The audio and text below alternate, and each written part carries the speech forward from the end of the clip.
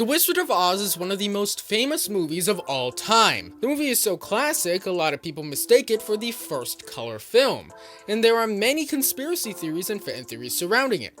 Some of them are pretty out there, from the Pink Floyd album The Dark Side of the Moon secretly being an alternate soundtrack to the movie, to the film being an allegory for populism during the Great Depression and the gold standard, to an actor who committed suicide being in the background of the force.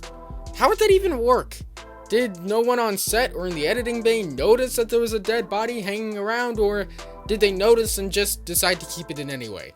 Anyway, one popular Star Wars theory is that the movie is based on The Wizard of Oz, that Luke is the Dorothy whisked from a boring, sandy environment to an exciting new world, that Obi-Wan, the wise sage, is similar to Oz, especially when he's a ghost in later movies.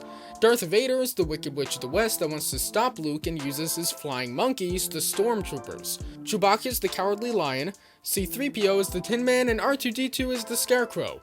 Or maybe R2-D2 is Toto and Han is the Scarecrow? Yeah, honestly, this theory has never made much sense to me. Sure, there are a few small parallels, but it's not really anything significant. I'll just say that if the similarities were so debated over their interpretation, maybe they aren't that similar. But there has been a similar theory comparing The Wizard of Oz to another beloved franchise that I think makes much more sense. That franchise is Power Rangers. I know these two properties sound at first like two things that couldn't be more different, but just take a closer look. Firstly, let's get out of the way that there's not one Dorothy character. The whole team of Rangers is Dorothy in this case. Like Dorothy, the Rangers lived in a normal life when suddenly they're whisked away to a whole new world. Literally in Oz, and figuratively in Rangers, meaning that they weren't aware of all the science and magic and monsters.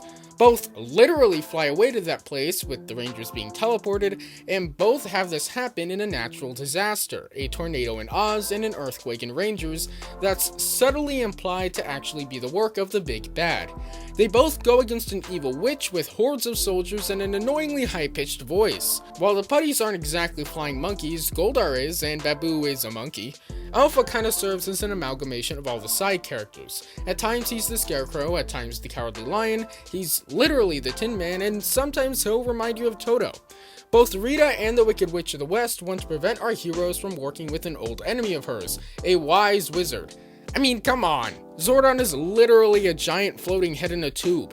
Both have somewhat of a science versus magic theme to them, and of course both are full of color. So, is Power Rangers based on The Wizard of Oz? Probably not. Maybe parts of it were inspired by The Wizard of Oz, either consciously or subconsciously, but I don't think it was like a full intention for them to do that. Besides, you can take pretty much anything and draw comparisons to something else if you look hard enough under tinted glasses. The human mind has been shaped by evolution to recognize patterns. I mean, look at backmasking. The idea that you can find secret messages by reversing music tracks and listening closely. With the exceptions of rare Easter eggs put there as a reference to backmasking as a part of pop culture, you probably won't hear anything if you just go in blind and listen.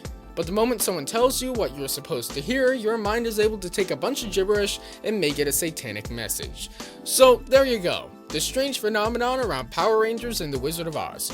If you enjoyed the video, leave a like. If you like my videos, consider following the link in the description to buymeacoffee.com/ColeHershowski to donate the price of a cup of coffee to keeping this channel going.